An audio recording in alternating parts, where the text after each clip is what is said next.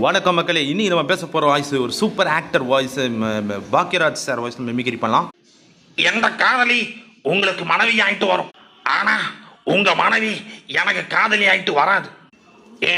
இதை பாரு, நீ ஸ்கூல்ல படிக்கும் போது என்ன மாமன் மச்சான் கொஞ்சலாம், ஆனா இங்க ஒரு வாத்தியார் இங்க வந்து நீ எல்லா எக்ஸாமும் ஃபெயில் ஆயிட்டு கொஞ்சம் கூட வேற கிளாஸ்ல போகாம இதே கிளாஸ்ல அப்படியே உட்கார்ந்துருக்க.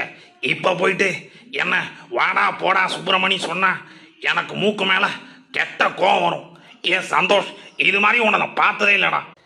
இந்த கிரியேட்டிவிட்டிங்கிறது எல்லாருக்கும் பொதுவான ஒரு விஷயம். அதாவது வாதியார் உனக்கு பிடித்த பள்ளியை பற்றி எழுது அப்படின்னு சொன்னார்.